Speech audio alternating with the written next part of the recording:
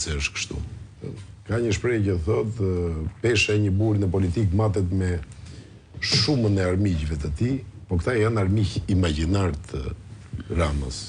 Dhe ai i shpikësi të tillë për të vetdukur edhe një herë edhe më heroik në betejën që duket se po e fiton, por e fiton në zgjedhje sipas tij. Kjo është e para. E dyta kishte të bënte me atë gjën tjetër. Ai në fakt po shpik me që ke shpik armiqve, që është tezë interesante kjo. Ai po shpik edhe diçka tjetër. E bëjnë të gjithë. Jo, dhe shiko. Po prit mos them çfarë po. Edhe kur jam dakord me ty, prapë je pak naçur. Ai po shpik edhe diçka tjetër. Po shikoj të takimet që bën me biznesmen. Po shpik edhe biznesmen të PD-s. Kishte ul dje këtë pronarin e Hotel Tiranës, Ram Geci. E thoshte, ç'a mund t'i thosh edhe afron ai qeshte. Ram Geci kishte mikër si Rama tjetër. Ç'a mund t'i thosh këtij, thoshte ky demokratët që unë jap leje. Kanë qenë PD-s. Prit. Në 90 ka qenë Rama PD-s. Ram Geci është përfituesi më i madh në kohën e bashkisë Edi Ramës i të gjithë tendrave, pa diskutim. Dakor. Dhe është përfitues sot. E ka pas tezë Rama, e ka thënë në parlament. Po prit ka numëruar 10 biznesmen, kanë thënë PD-s unë se diskriminoj jap punë gjithë.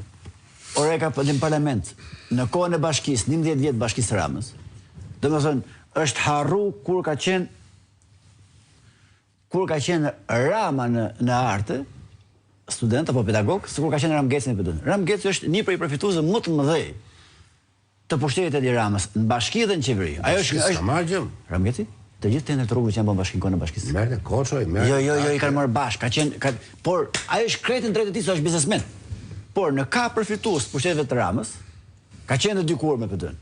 Dhe merr dhe vizaton biznesmen që ulën aty, që marrin sot kulla nga Rama, pastrojnë të parat e Ramës, edhe thotë, shiko, ky është demokrat, shikoj çfarë bëjon. Ndërkohë që kjo shpika kundërshtarëve e kuptoi. Po kjo shpikja këtyre demokratëve që i kanë lekët dhe Rama nuk i seleksionon, po i ndihmon, kjo pastaj është edhe më e zezë se e para. Ky është një nga fatet më të këqij që ne ja kemi ndërtuar vetes, e them ne se ne s'kemi dorë për politikë edhe një herë, shpikjen e biznesmenëve ideologjik. Është fakt që gjithë bota ka. Nëse Gjithë bota. Jo në këtë përmas. Jo në këtë përmas, kaq e theksuar, kaq e dukshme. Kaq e dukshme. Në Amerikë është merr, kështu ti, po Lenci ka drejt. Kur ai biznesmen kalon si donator i kundërshtarit, ai që e merr si donator, nuk e prit. Nuk ul në rrjedhë thotë shiko, ky është i partisë tjetër. Ai është donator im.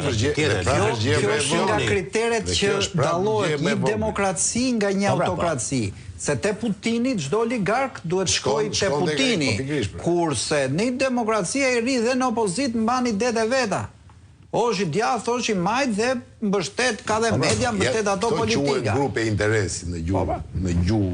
Po këtu ndajnë demokracitë në autokracitë. Kjo është kurse këtu, sepse kjo vret garën, kjo e detyron, kjo rrit korrupsionin, kjo bën garën e nesërme politike, si që vret garën ekonomike, bën garën politike më të padrejtë, më të pandeshme, sepse si rregull pranë qeverisë afrohen shumë herë më tepër donacione dhe të dukshme, ndërkohë që në Amerikë mund ta bësh një gjë të tillë, por nëse të kapin, nëse te kalon shifrat.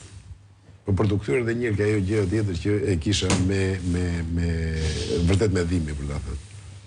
Sa është që politikanët shqiptarë të majtë të djathtë në gjithë këto vite betohen për Evropën, mua më ngjaj me ca adoleshent hilacak që kur kapen në gabim betohen për kokën e mamas thjesht për të kaluar radhën. Unë e kam bindje të thellë që këta hilacakët tanë këtu as nuk duan integrimin real të Shqipërisë në Evropë, hyrjen në një botë me rregulla, sepse janë mësuar tek hilja e vogël lokale këtu. Nuk do të mbijetonin dot modele si ky i shpikur nga njëherë si rasti veçantë na duket i politikanëve shqiptar në Evropë. Njerëz të cilët udhëheqin me ego, me narcisizëm dhe me